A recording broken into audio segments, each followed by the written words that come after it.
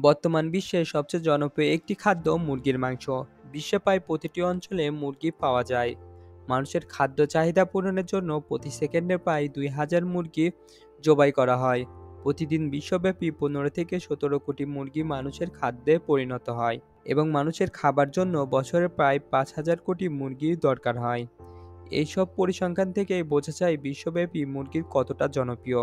কিন্তু মানুষের জনপ্রিয় খাবার হতে গিয়ে মুরগিকে অনেকটা কষ্টকর এবং সংক্ষিপ্ত জীবন অতিবাহিত করতে হয়।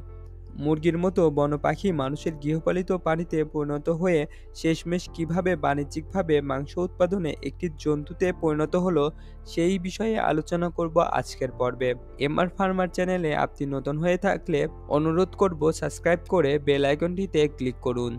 বিশ্বব্যাপী মুরগি জনপ্রিয় হলেও সর্বপ্রথম মুরগির উৎপাদন হয়েছিল আমাদের এই অঞ্চলেই। গবেষকরা ধারণা করেন ভারতীয় উপমহাদেশে দক্ষিণ পূর্ব এশিয়া এবং চীনের এলাকাগুলোতে আজ থেকে প্রায় 10,000 বছর আগে বন পরিবেশে মুরগি বিচরণ করত।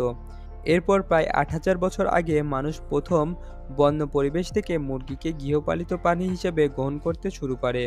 মূলত দক্ষিণ পূর্ব এশিয়া এবং ভারতীয় উপমহাদেশের রেল জঙ্গল বাউল নামে পরিচিত এক প্রজাতি থেকে আধুনিক মুরগি উদ্ভব হয়েছে বলে ধারণা করা হয়। প্রথমে মানুষেরা বন মুরগি শিকার করত এবং তাদের খাদ্য হিসেবে ব্যবহার করত। সময়ের সাথে সাথে মানুষ বুঝতে পারে যে এই প্রাণীগুলোকে গৃহস্থলীয় আশেপাশে রাখা সম্ভব এবং সেখান থেকে নিয়মিত ডিম ও মাংস পাওয়া যেতে পারে। অন্যদিকে বন মুরগিরাও সহজে খাবার পাওয়ার আশায় মানুষের দেওয়া ঘর বা গ্রাম বসতিতে আশ্রয় নিতে শুরু করে। এভাবেই মুরগি এবং মানুষ কাছাকাছি আসতে শুরু করে।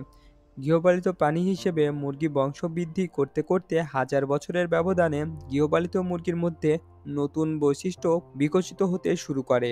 এর ফলে একসময় বুনো প্রজাতি মুরগি থেকে গৃহপালিত মুরগির মধ্যে বেশ কিছু পার্থক্য দেখা দেয়। বর্তমানে পৃথিবীতে প্রায় 1600টিরও বেশি প্রজাতি রয়েছে। এভাবে চাহিদা বাড়ার সাথে সাথে বাণিজ্যিকভাবে মুরগি চাষের মাধ্যমে মুরগি এখন বেশ জনপ্রিয়।